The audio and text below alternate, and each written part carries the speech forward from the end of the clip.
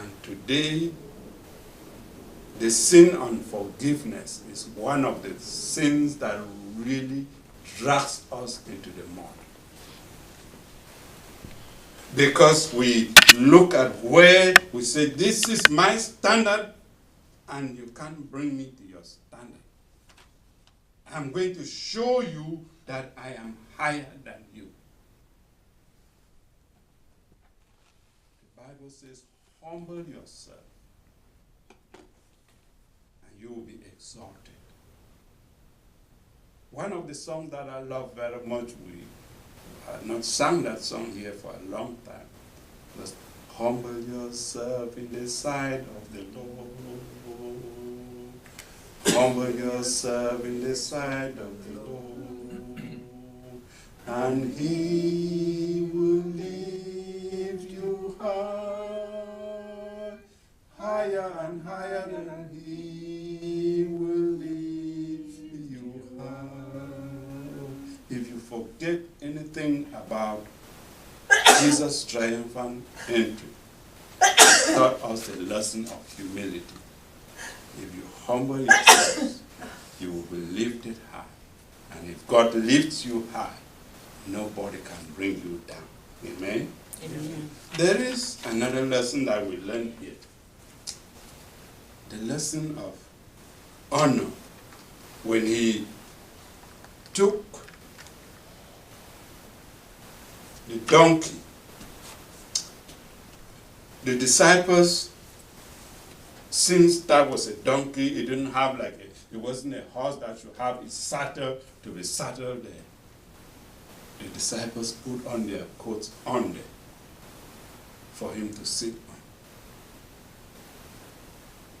To try at least to honor their master. The disciples themselves were not happy to see Him riding on a donkey because they expected Him, since they are human, to see Him coming, maybe the angels carrying Him and flying into Jerusalem.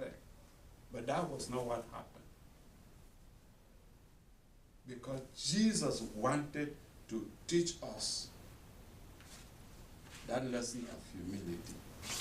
And when He was entering Jerusalem, the streets, the people came out and said, our King is coming. So we are going to put some palm fronds, a sign of royalty, in the African villages. The way we decorate the streets, if an important personality is coming, is to cut palm fronds and line them along the road. That lesson came from this passage. That's what they did. And the Bible tells us that even the other people who could not have the palm fronds, they wanted to honor the king. They took off their jackets, they spread it on the streets for Jesus' donkey to walk on. How do you honor your Lord? With words or with action? Faith comes by hearing the word of the Lord. Faith is very, very important. Faith without works is dead. So work must accompany faith to make it complete. How do you honor your God? Let's remember that God don't require from us what we don't have. He requires what we have. And these people could afford nothing, but they had something on, and they sacrificed it for Jesus to walk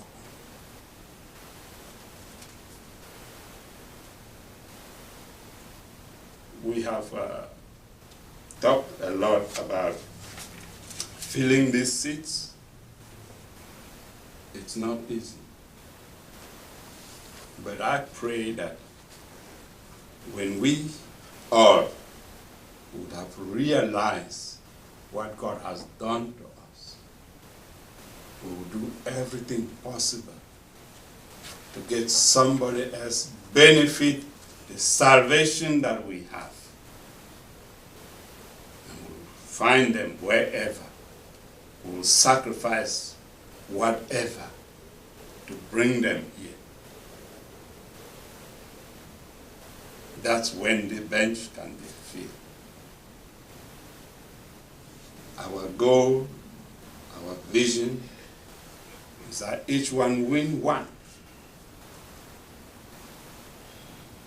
I visited another church where their goal for this year is that each one win 10.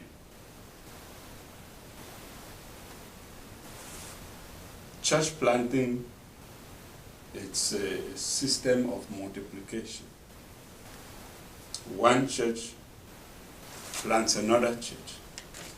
So one new Christian brings another new Christian, who brings another new Christian.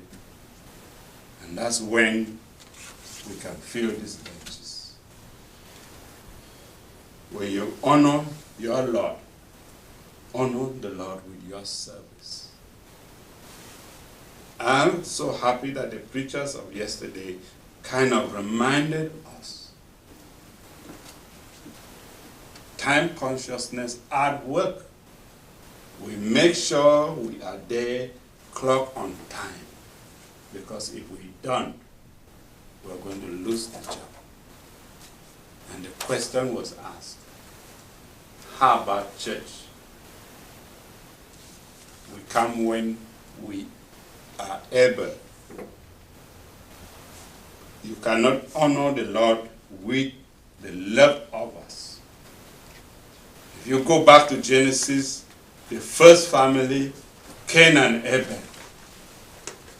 Abel honored the Lord with the best, and Cain did not.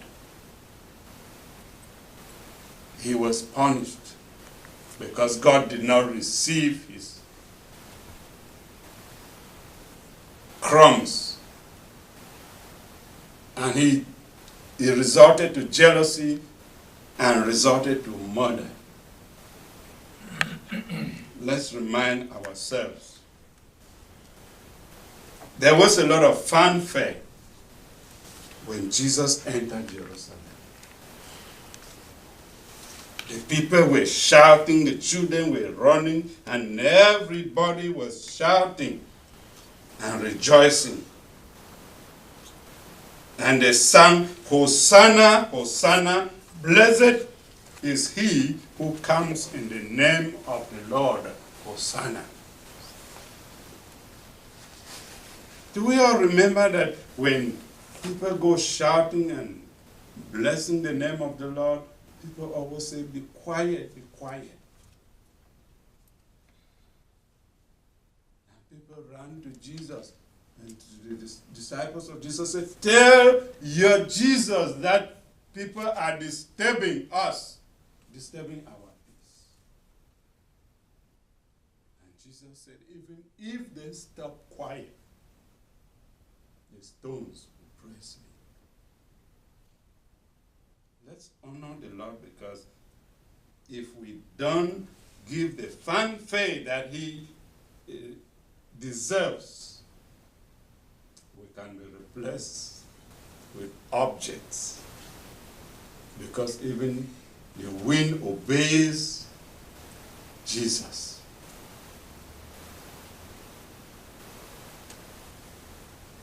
The last lesson that we can remember that we can get from the triumphant entry of Jesus into Jerusalem is the lesson of giving.